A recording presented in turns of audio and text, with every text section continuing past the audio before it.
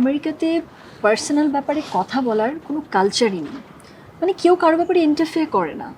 কার relationship আছে, কার divorce হলো, কার দুবার বিয়ে হলো, এগুলো নিয়ে কেউ বদারডই না। আপনি যদি কোনো একটা মেয়ের যদি হোয়াটসঅ্যাপ নাম্বার দিতেন তাহলে তার সাথে আর কি কন্ট্যাক্ট করে।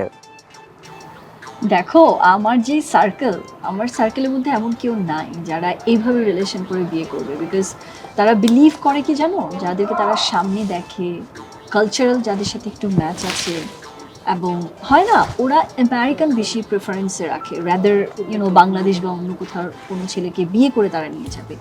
তো আমার সার্কেলে কিন্তু এরকম কেউ নাই। সো আমি তোমাকে এই ক্ষেত্রে কোনো হেল্প করতে পারছি না। আচ্ছা আপু, মানে আপনার পরিচিত যদি কোনো ডিভোর্সি মেয়ে থাকতো তাহলেও হইতো আর কি। আসলে ডিভোর্সি মেয়ে আছে আমার পরিচিত, কিন্তু ওরা তো কেউ আমাকে পার্টনারশিপ বা পার্টনার চুজ করবে এরকম কিছু কিন্তু আমাকে বলেনি।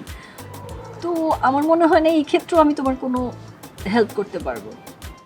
আপু আপনি একটা নাম্বার আমারে খালি দেন আপু, একটা নাম্বার দেওয়ার ব্যবস্থা করেন, তাহলেই হবে, আর কিচ্ছু লাগবে না। তুমি খামাখা একটা নাম্বার দিয়ে কি করবে? আমার তো ওই মানুষের সাথে কথা বলতে হবে, কনফার্মেশন পেতে হবে যে সে বাংলাদেশের কোনো একটা ছেলেকে ডেট করতে চায়, তাই না? আচ্ছা আপু, আপনি একটু কষ্ট করে নিজে থেকে আমার কথাটা একবার বলেন না প্লিজ, একবার বলে দেখেন।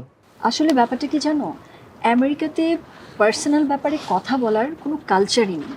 মানে কেউ কারো ব্যাপারে ইন্টারফেয়ার করে না। কার রিলেশনশিপ আছে, কার ডিভোর্স হলো, কার দুবার বিয়ে হলো, এগুলো নিয়ে কেউ বদারডই না। তারা নিজ নিজ পার্সোনাল লাইফে বিজি থাকে। সো আমি তোমাকে এই ক্ষেত্রে আসলেই কোনো সহযোগিতা করতে পারছি না।